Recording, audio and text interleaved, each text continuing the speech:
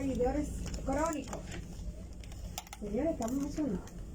Primero porque continuamos en septiembre, el mes de la Biblia, con cada uno de los que han sido beneficiados de esta gran palabra que es la palabra de Dios. Y pueden continuar recibiéndola. Simplemente llamen, den su nombre y los últimos 4 dígitos de su cédula y van a adquirir un ejemplar de este gran libro.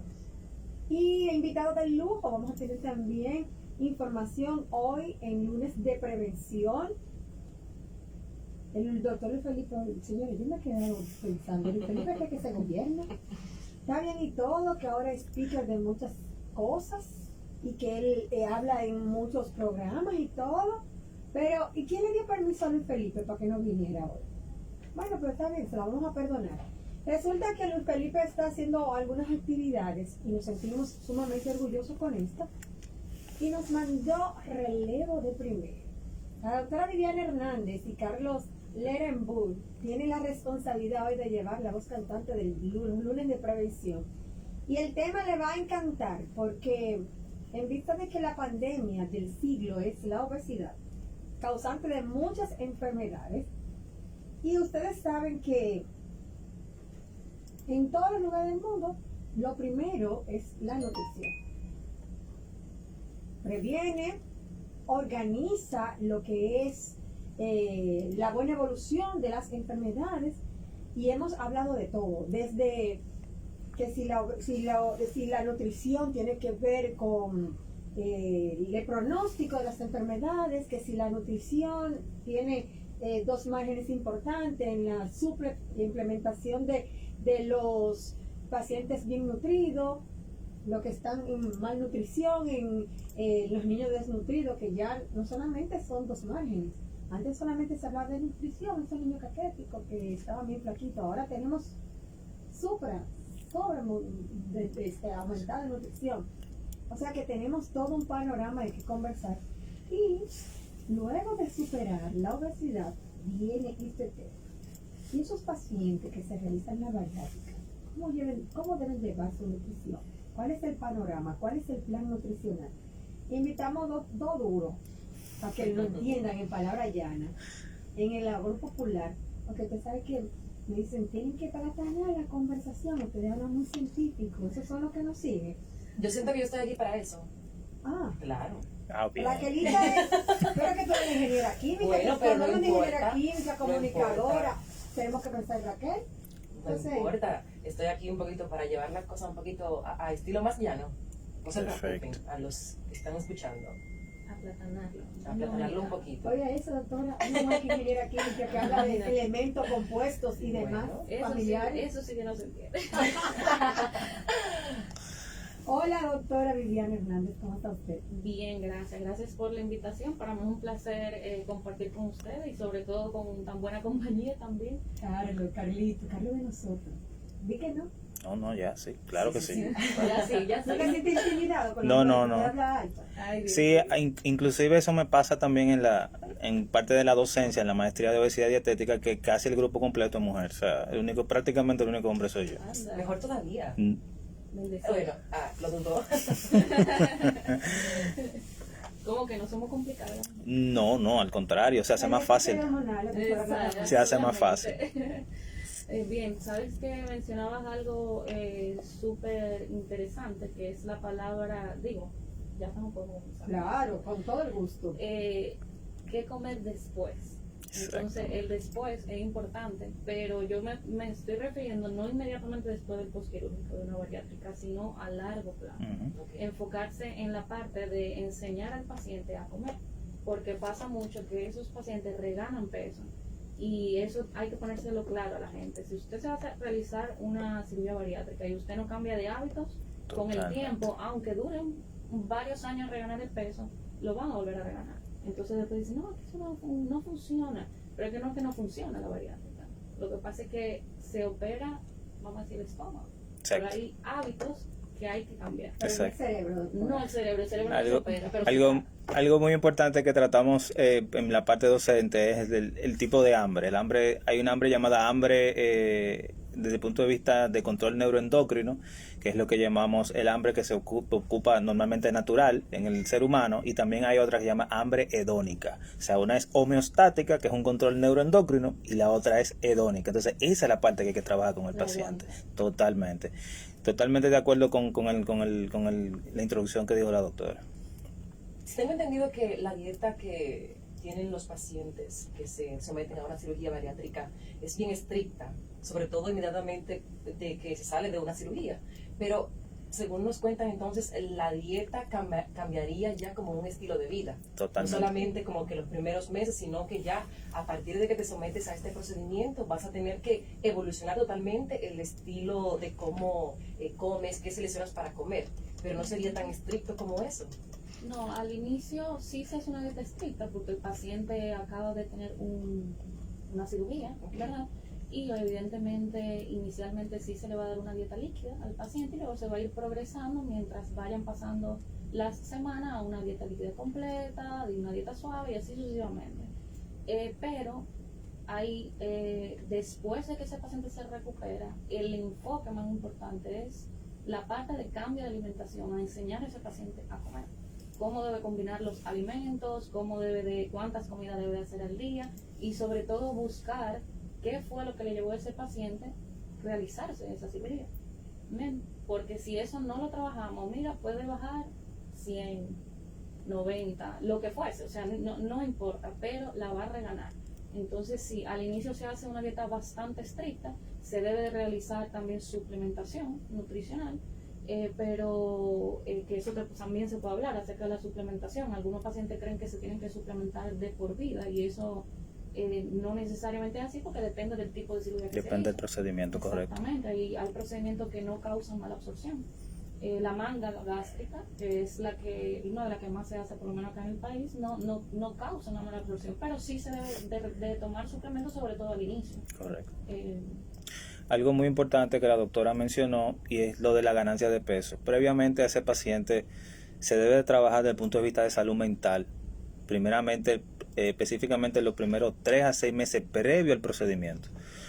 Previo, de 3 a 6 meses previo. ¿Por qué? Porque hay que hacer una antesala de cambio de estilo de vida y hábitos alimenticios antes de llegar al procedimiento en sí.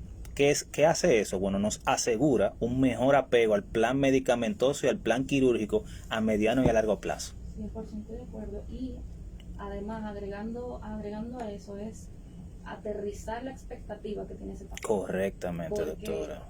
O sea, yo creo que nadie que se haga una cirugía bariátrica realmente sabe bien a lo que va si no lo preparamos, como dice el doctor. Y porque la gente se imagina que es una cosa, pero cuando la está pasando, dice que y es de verdad que yo no puedo comer, y es de verdad que nada más son 2 onzas, por ejemplo, y es de verdad, entonces como que aplatanarlo y aterrizarlo, que el paciente sepa lo que va a vivir luego del postquirúrgico. Me imagino que eso es debido a que tristemente muchas personas ven el hecho de someterse a una cirugía bariátrica como un proceso, como si fuese una cirugía plástica, vamos a decirlo de esa manera. O sea, no lo ven como quizás una solución a la salud, sino algo que me va a cambiar el cómo luzco. Y es lamentablemente, a pesar de los diferentes criterios que existen detrás de lo que es la nutrición, mucha gente solamente están enfocados cómo impacta lo que como a cómo me veo.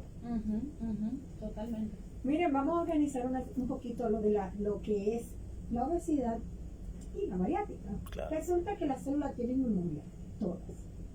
Y nosotros vamos a cambiar un estilo de vida que nos cuesta. La mayoría de las personas que se hacen bariátrica se la realizan después de los 30 años. Y cuidado. Y tenemos un tiempo ya de malos hábitos para cambiarlo en poco tiempo. Ustedes por lo menos tienen una estadística de en qué tiempo esos pacientes ya inician vamos a decir, a reorganizar otra vez, a conseguir el peso que tenía. Por ejemplo, yo me hice la bariátrica y a los 6 meses vuelvo a conseguir el peso. Bueno, no sé específicamente el tiempo en sí, pero sí, el primer año el paciente debe perder el 70% de su peso. Exacto. Bien, el primer año el 70%, esa es la meta. Ahora, la reganancia, eso varía bastante. Hay algunos, por ejemplo, yo he visto que hay algunos que duran 2 años, 5 años. O sea, quizá no es tan inmediata porque es verdad que el paciente no tiene mucha capacidad gástrica. para comer igual que como comía previo a la cirugía. Sin embargo, aunque tengan capacidad gástrica disminuida, si comen todo lo que comen durante el día, es muy hipercalórico. Exacto. Y es comida chatarra, refresco, etcétera. Como sea, no van a tener un déficit calórico y por ende van a ganar peso.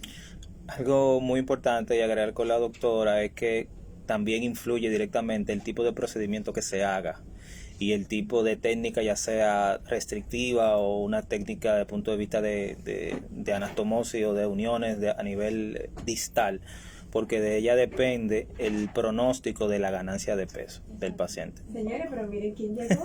Ya nosotros teníamos nuestra queja. Nos escuchó. Creo que nos escuchó. Y le habíamos quitado el permiso. Esto no era fino. Yo oí que primero que no me habían dado permiso para faltar. Además, oí que Carlos estaba solo aquí pidiendo ayuda, así como que Entre todas las mujeres. Pero no te molestes, no. Es bueno estar entre tantas mujeres, sí. Entonces yo vine, ¿verdad?, a atender a ese llamado. Porque es todo un caballero. Yo bien. En auxilio. Pero es interesante el tema, definitivamente. Y yo creo que mucho hay que enfocar cuando hablamos del tema de la cirugía con precisamente lo que se estaba hablando hace un momento de el tipo de cirugía, que eso va a causar una diferencia. Correcto. Entre el seguimiento nutricional que nosotros le damos al paciente. Pero es un problema inmenso que las personas no se imaginan qué tan grande es el tema de la reganancia, porque realmente ocurre en gran cantidad de pacientes. De hecho, todo el tema del Congreso de Cirugía Bariátrica de este año, de la Sociedad de Cirugía Bariátrica que dirige nuestro querido amigo el doctor Ricardo Domingo, está enfocado en el problema de la reganancia de peso. O sea, todo lo que se va a hablar este año en el Congreso de Cirugía Bariátrica, los médicos bariátricos, es cómo nosotros enfrentamos este problema de la reganancia de peso. Y esto depende mucho de todo el proceso que nosotros hagamos con estos pacientes. Y ahí nosotros tenemos que, digamos, hacer esta distinción desde antes de la cirugía, como bien decían Carlos y Viviana, de cómo nosotros trabajamos con esos pacientes desde antes de la cirugía, pero también el tipo de procedimiento que se van a hacer estos pacientes, porque eso va a determinar también las opciones que pueda tener en un futuro ese paciente y los problemas o las complicaciones que va a tener ese paciente. Tiene que tener una serie de criterios para optar para cirugía, y además de eso para poder optar para cierto tipo de cirugía, porque no todos los procedimientos son para todo el mundo. Quizás, por ejemplo, como decía Viviana, una manga gástrica, que es lo más frecuente, no es lo que se va a usar para un paciente con un índice de masa corporal de 58, como me tocó hace unos días un paciente. ¿Por qué? Porque no va a tener la pérdida de peso suficiente que necesita ese individuo. No solamente eso, sino que también tener pendiente el patrón alimenticio del paciente. Si un paciente que hace atracones, si no tiene una cuidadosa, lo que es una conducta alimentaria adecuada, ese tipo de procedimiento va a producir después problemas de poca contenido gástrico, y por ende el paciente va a hacer MS y va a vomitar muchísimo. Claro. Tenemos que tener mucho eso pendiente. Y en ese sentido, Viviana, ¿qué diferencia habría en el manejo nutricional dependiendo del tipo de cirugía? O sea, nosotros tenemos la manga, que básicamente le cortan como una franja del estómago. El estómago queda en su gran parte ahí, o sea, en su estructura queda una buena parte, se le quita el antro, que es una de las áreas donde se produce, digamos, una serie de hormonas y sustancias que se producen esta hambre, que es esa grelina. Y se le quita un pedazo, ¿verdad?, de todo el estómago, pero el estómago queda, digamos, un poco más finito. Tenemos el bypass gástrico, que el estómago básicamente se le hace una circunvención, o sea, como si fuera una circunvalación, se le quita un colgajo y se le pone en otro lado para que no pase. Para que no pase por ahí, exacto. Y estos procedimientos pues llevan diferente manejo, ¿verdad? Claro que sí. Bien, mira,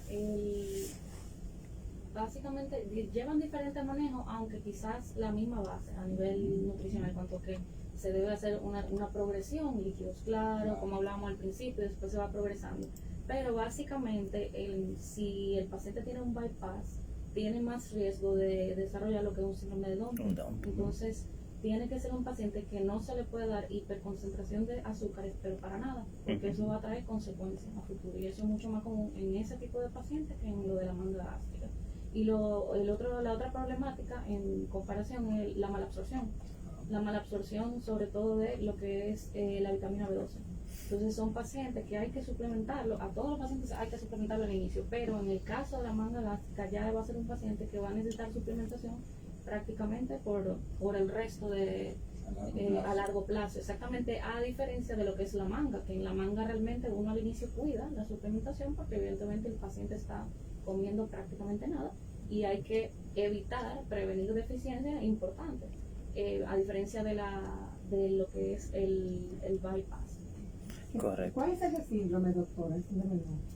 Mira, el síndrome de dumping ocurre cuando el paciente, por decirlo, voy a tratar de evitar tecnicismos, o sea, hay demasiado azúcar, bien, y eso provoca a nivel intestinal ciertas reacciones, náusea, mareo, vómito, hay pacientes que incluso hasta se pueden desmayar, bien, taquicardia, etcétera, porque pasa demasiado rápido, no le da tiempo al intestino de digerir ese azúcar, entonces pasa rápido y no hay forma de digerirla y ocurre lo que es un aumento de la osmolaridad y todo eso provoca entonces que ese paciente se sienta así. Puede ser temprano, puede ser tardío, porque a veces no da inmediatamente. Eso ocurre mucho en los pacientes con síndrome de ovario poliquístico y cuando tienen resistencia a la insulina. Y es importante que la gente entienda esto, que la capacidad gástrica de esos pacientes es sumamente reducida. Para que ustedes tengan una idea, es como si ustedes tuvieran una capacidad en el estómago para una pelota de softball y se lo reducen a una pelota de golf. ¿Okay? O sea, estamos hablando que prácticamente un 80% de disminución de capacidad gástrica en lo que son los bypass. Entonces muchas veces ¿qué pasa? Que esos pacientes quieren comer como comían antes porque es un asunto ya hasta psicológico, es lo que mencionaba Carlos de esa hambre hedonista. Si yo me como un hamburger y me como hasta 2 hamburgues, yo quiero seguir haciéndolo, no porque me sienta lleno, porque es que muchas veces esos pacientes se comen por encima del nivel de saciedad. O sea, tú te sientes lleno, pero sigue comiendo hasta que revienta. Entonces, imagínate que suceda eso mismo, o sea, eso lo hacen cuando están previo a la cirugía. Imagínate que pasa eso después de la cirugía. Ahí vienen las complicaciones con esos pacientes que pueden hasta broncoaspirar. Correcto. Algo muy importante y es que la doctora mencionaba y es la carga de los hidratos de carbono. Casi siempre esos pacientes tienen esa hambre hedónica, hace que ellos consuman carbograsas. Y esas carbograsas, helados específicamente, malteadas, pasan muy rápido. Entonces, como hay una derivación dentro del estómago hacia el intestino, y como ella muy bien explicó, esos pacientes hacen un problema, específicamente hacen hiperinsulinemia, se sube mucho la insulina tratando de compensar ese problema que tiene de hiperglicemia y hace un problema de osmoralidad correctamente como la doctora lo explicó anteriormente. Doctora, pero ¿qué sucede? Déjeme hacer una preguntita, yo que no sé de nutrición para nada. Hay un mito englobado y hay personas que satanizan lo que es la bariátrica. Dicen, no, eso es como obligar a vivir en restricción a un paciente y es como que tú no quieres darle comida a tu niño. Eso es mutilar un órgano sano.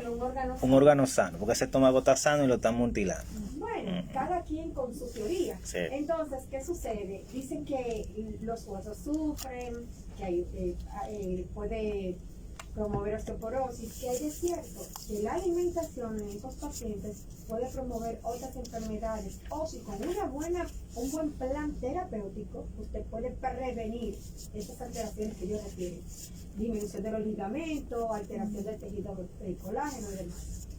Dijiste tanta cosa importante Sí. que no sé por qué aprovechar. Exacto. Sí.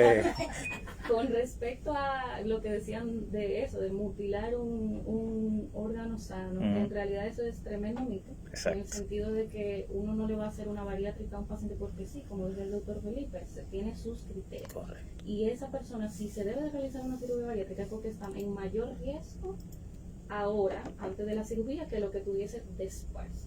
Entonces no es mutilar un órgano sano, realmente hay que realizar la cirugía porque tiene riesgos cardiovasculares, etcétera, etcétera, de accidente cerebrovascular y todo lo que conlleva la obesidad. Entonces, con respecto a eso, o sea, de que si realmente es necesario. Claro, Porque- en eso es bueno establecer, Viviana, que es un paciente enfermo. Sí, un Un paciente. paciente que tiene obesidad es una persona que ya tiene una condición que se llama obesidad, que está enfermo, y le estamos buscando un tratamiento, un manejo a esto. Y no es simplemente porque se nos antojó que era más fácil así. Es un paciente que Que no tiene lo es. criterios para esto. Y Correcto. dentro de los criterios inclusive que haya tenido más de 2 años o 5 oportunidades con ayuda profesional para bajar de peso, no es medalaganariamente. Correctamente. Por ejemplo, y escúchame que interrumpa, también que tenga lo que es maduración ósea, en dado caso de que sean preadolescentes. Y también algo sumamente importante es lo que tú mencionas, o sea, el intentar con varios profesionales eso. Y actualmente en países desarrollados se está utilizando la diabetes como criterio de inclusión, esas diabetes que son sumamente difíciles de controlar ligadas a obesidad, como criterio para incluir lo que es el control cardiometabólico del paciente. Y continuando con la pregunta de la salud, o sea que es sumamente importante porque sí es cierto que si tú llevas una mala suplementación y un no adecuado plan nutricional pudiera hacer que a futuro se desarrolle un trastorno óseo. Correcto. Eso es así, pero eso no tiene por qué pasar.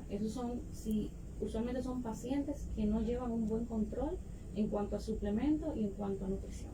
El paciente después de la cirugía bariátrica, sobre todo al inicio, se debe suplementar con citrato de calcio y vitamina D y hacer un adecuado plan nutricional. Y ya, si ese paciente tiene su seguimiento nutricional con su nutriólogo, pues perfecto, no tiene por qué jamás en la vida sufrir de un trastorno óseo. Además que hay que destacar también que esos son pacientes que no solamente es la dieta, es el ejercicio. Correcto. Tiene que trabajar pesas cuando su médico cirujano se lo autorice. Y eso también va a hacer que se proteja esa salud ósea. Ahora me pregunto, ¿está asegurada la efectividad de una cirugía bariátrica aun cuando se ha seguido el plan de alimentación, aun cuando se han realizado los ejercicios recomendados? Asegurado, pero que no, o sea, que va a perder peso, ¿qué hacemos? Sí, que realmente va a dejar de ser una persona obesa.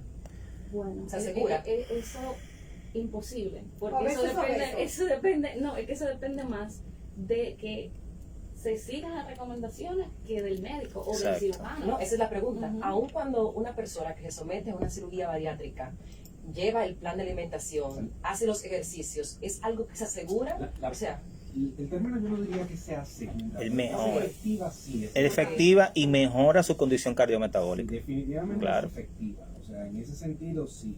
Ahora, no es la cirugía per se un tratamiento exclusivo, que es lo que decía la doctora. Hernández. Exacto. Precisamente esto es una herramienta que nosotros tenemos para ayudar al paciente. La cirugía bariátrica va a ayudar a que ese paciente se sienta lleno con menos cantidad de comida y que tenga menos hambre, ¿ok? Por la poca producción de grelina y también que tiene una distensión, una expansión de la pared de ese estómago más rápido, que eso es una de las cosas que a nosotros nos produce saciedad.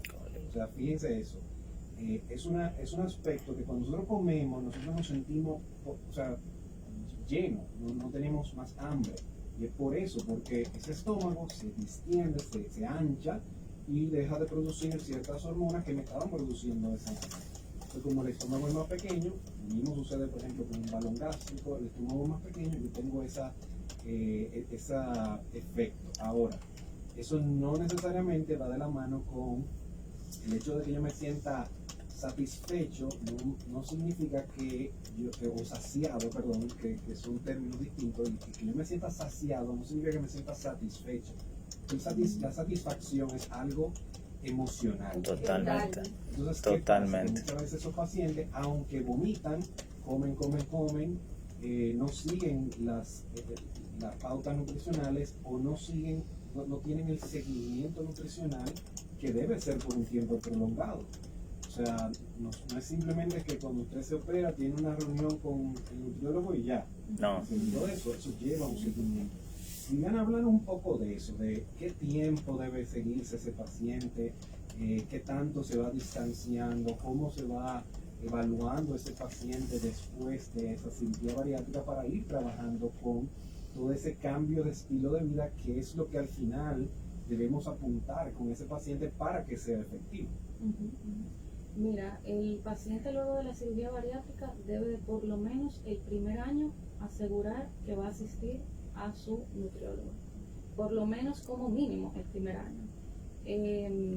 Los primeros 3 meses son cruciales porque son los más críticos, donde vamos a decir que se va a pasar de un paciente en que está comiendo prácticamente nada, líquidos claros, a ir adaptando según la tolerancia del paciente, porque cada quien es diferente, cada quien tiene sus tiempos, aunque hayan, vamos a decir, normas, ¿verdad? Y los primeros 3 meses son cruciales para eso, pero por lo menos el primer año. Yo, como lo hago yo, esto es personal, yo veo al paciente cada 2 semanas, durante los primeros 3 meses.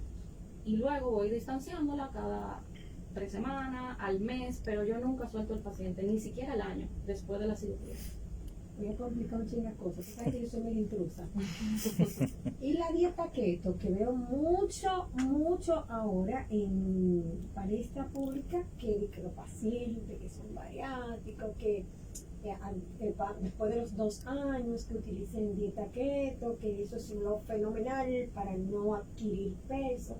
¿Ustedes están de acuerdo con una dieta keto? No. La dieta debe de ser balanceada en esos pacientes. Déjame yo guardar Específicamente y algo que la doctora tocó ahorita, y es que en los primeros meses, luego de la intervención, debe de hacerse hincapié específicamente en alimentos con altas cantidades de proteína, inicialmente. ¿Por qué? Porque la proteína nos va a ayudar mucho, lo que son alimentos formadores y reparadores, y nos ayuda mucho con el seguimiento, con una muy buena, el paciente el paciente con ese tipo de alimentos va a hacer una mejor evolución. Ojo, quiero aclarar, no estoy en contra de la dieta keto. Exacto.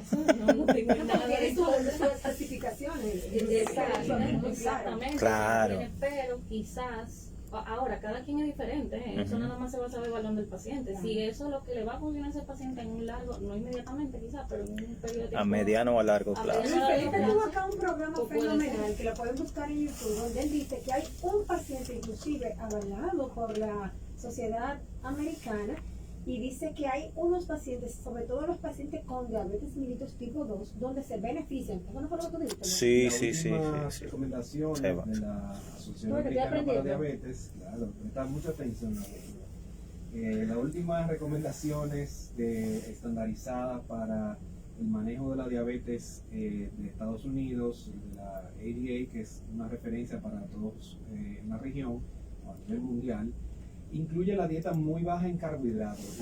Y debo aclararlo de esa No es manera. lo mismo. La dieta Exacto. muy baja en carbohidratos no es necesariamente lo mismo que lo que mucha gente llama dieta keto. ¿Por qué hago la aclaración? Porque cuando yo recibo mis pacientes en el consultorio que me dicen, doctor, estoy haciendo dieta keto, yo me agarro del asiento a esperar a ver qué es lo que me van a decir. Porque hay muchas cosas que aprenden en internet. Tú sabes, anual, Me por si dicen, acaso, doctor, porque yo te estoy dé cosas. haciendo café con mantequilla, yo como con Aceite de 2 coco. aguacates, tocineta y no sé qué cosa, y no bajo de peso. Y yo digo, claro que no va a bajar. Y aceite de Perfecto. coco.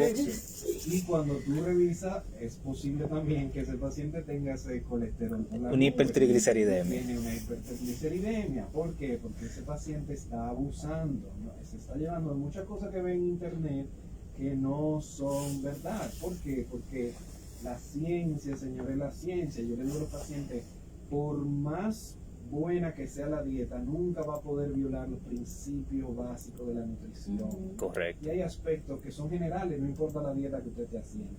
Las grasas saturadas elevan el colesterol, punto. No importa lo que usted esté haciendo, eso eleva el colesterol. Claro, tú puedes tener una dieta cetogénica en el sentido de que aumenta la producción de cuerpos cetónicos, pero tienes que tener cuidado con los alimentos que estás comiendo.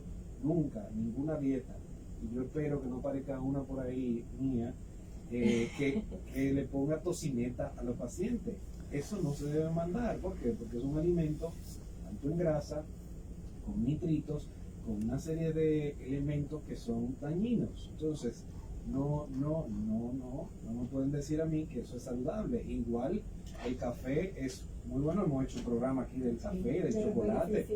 que es muy bueno, qué bueno el Cuando café, le hizo el chocolate, yo quería decirle, manito, yo te amo.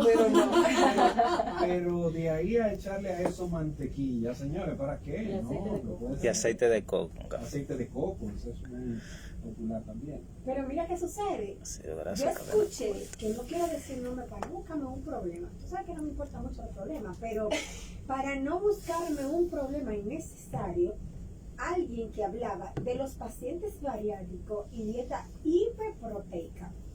Dicho sea de paso, coma mucha carne de res, o sea, masa magra, de desayuno, comida y cena, que utilizara grandes cantidades de arroz, cuando yo sinceramente en todo este tiempo que estoy estudiando medicina se habla de una taza de arroz. ¿Estás segura que no te quieres meter en problemas? No, yo quiero saber si me escucha mucho el apellido, digo. Hay un problemita con eso, doctora, y específicamente lo que es el aumento de grasa y las proteínas.